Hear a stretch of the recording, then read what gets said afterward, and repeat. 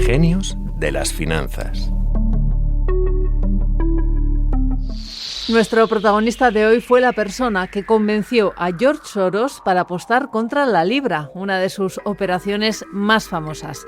Ha sido mentor de Scott Bessent y dirigió el fondo Duquesne, con el que consiguió una rentabilidad media del 30%. Somos Amaiur Maichea y Antonio Santamaría. Y hoy en Genios de las Finanzas hablamos sobre Stanley Druckenmiller. ¿Qué tal, Antonio? ¿Qué tal, Amaya? ¿Cómo va eso? Un Bien. día maravilloso para grabar un podcast. Eso es, como todos los días que grabamos. Bueno, además hoy toca conocer mejor a uno de esos inversores que quizás pues, no se encuentran entre los más famosos, pero desde luego forman parte de la historia reciente de Wall Street. Así es, se trata, como hemos avanzado, de Stanley Druckenmiller. Quizás su nombre no le suena a muchos, pero fíjate si es importante, Amaya, que fue la persona que convenció a George Soros de apostar contra la libra. Bueno, aquel movimiento es ya legendario, Sí, ¿no? vamos a recordarlo si te parece. Bien. En 1992, Soros vendió 10.000 millones de libras para comprar marcos alemanes para sacar partido de la apreciación de esta divisa tras la reunificación de Alemania. El multimillonario ganó con esta operación 1.000 millones de dólares y un prestigio que le ha acompañado pues, el resto de su vida. Bueno, pues el cerebro detrás de este movimiento fue Druckenmiller. Es algo que en el mundillo todo el mundo sabe, pero que hace poco confirmó el secretario del Tesoro de Estados Unidos, Scott Bessent, que por cierto fue su pupilo y aprendiz en la década de los 90, igual que lo fue Kevin Warsh, que será el sustituto de Jerome Powell al frente de la Reserva Federal. Bueno, imagino que con esas credenciales su carrera como inversor se disparó, ¿no? Así es, y desde luego, aunque su nombre no sea tan conocido como el de Soros, la verdad es que su carrera no tiene nada que envidiar a la del magnate húngaro, y bueno, incluso antes del miércoles negro. Druckenmiller ya trabajaba en el mundo de las finanzas. En 1981 fundó Duquesne Capital Management, un hedge fund con el que logró una rentabilidad media cercana al 30%. Y antes de eso, su educación ya le había encaminado hacia el sector financiero. Pues sí, porque Druckenmiller creció en un hogar de clase media en los suburbios de Filadelfia. Sus padres se divorciaron cuando aún estaba en primaria, pero no tuvo ningún problema para acceder a buenos centros educativos y conseguir un bagaje académico suficiente al menos para ingresar en el Pittsburgh National Bank en 1977.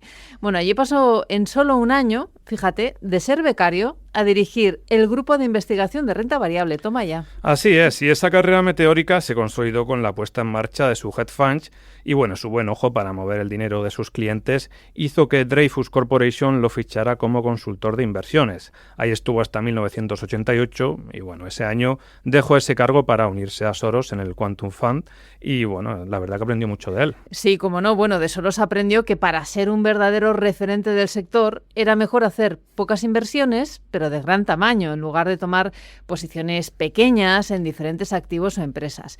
Su estrategia consistía en analizar los grandes desequilibrios macroeconómicos globales, identificar cuándo los gobiernos o bancos centrales sustentaban situaciones insostenibles y una vez alcanzaba una alta convicción, pues concentraba todo su dinero en poquitas apuestas. Esta visión demostró ser efectiva en operaciones con divisas y deuda soberana, como la apuesta contra los bonos del Tesoro estadounidense a finales de la década de 1990. Sin embargo, el error de apostar por el sector tecnológico poco antes del estallido de la burbuja de las .com generó pérdidas multimillonarias para la firma de Soros, que llevaron a Druckenmiller a dejar su cargo en el año 2000, que es cuando, recordemos, se produjo la gran poda de las empresas de Internet. Druckenmiller siguió al frente de su hedge fund 10 años más y logró anotarse un retorno del 11% durante la crisis financiera de 2008. Igual no parece una rentabilidad muy alta, pero hay que tener en cuenta que el resto de fondos sufrieron pérdidas medias del 19%. Bueno, él ganó para su bolsillo 260 millones de dólares. Pero ¿cómo lo consiguió, Amaya? ¿Qué es lo que importa aquí? ¿Qué es lo que queremos saber todos?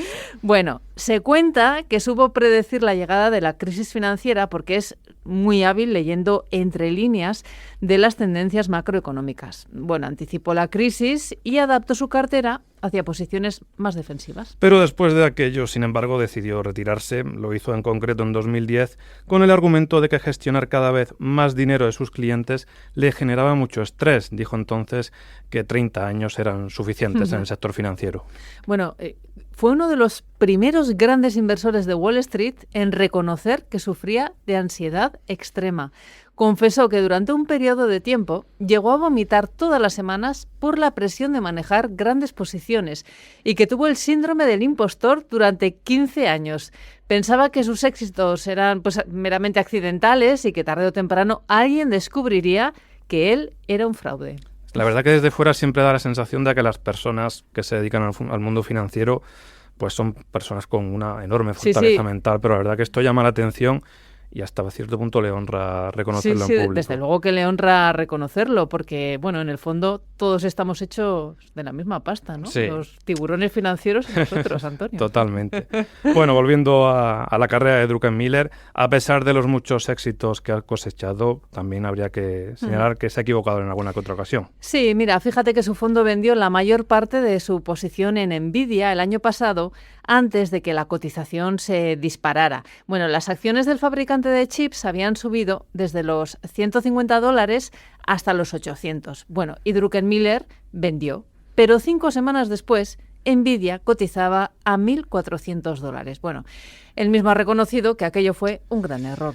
En fin, bueno, su apuesto ahora se centra en activos tangibles como el cobre o el oro, aunque dice que es optimista de cara al futuro de la inteligencia artificial y de hecho en su cartera sigue estando presente. Sí, bueno, se trata de una apuesta honesta además, porque no es un inversor que se deje llevar por las tendencias, pero tampoco reniega de ellas. Fíjate que en una entrevista reciente con Morgan Stanley ha asegurado que no le importa si una operación está abarrotada, porque si cree que la tesis es correcta, pues no tiene ningún problema en subirse al carro. Un inversor con personalidad, diría, sin duda. Sí, personalidad. Y le gusta el fútbol americano, ¿sabes? Anda, intentó pues comprar los Pittsburgh Steelers, que es una franquicia de la NFL, pero no lo consiguió. Habría sido una buena operación, porque han subido mucho de precio las franquicias en los últimos años. Bueno, pues ahí también no tuvo igual la suficiente visión. Luego dijo que agradeció porque no haberlo hecho porque también le habría costado mucho trabajo y mucho tiempo, así que bueno, parece que no salió descontento. Hay que buscar un equilibrio siempre, él lo sabe y él lo ha reconocido, que pues hay situaciones que generan demasiado estrés, incluso para alguien acostumbrado a los vaivenes del sector financiero. Bueno, pues hasta aquí nuestro repaso a la vida y obra de Stanley Druckenmiller. La semana que viene más. Eso es. Muchas gracias, Antonio. Y gracias a ustedes también por escuchar Genios de las Finanzas, un podcast que realiza Tamara Vázquez y dirige Amparo Polo.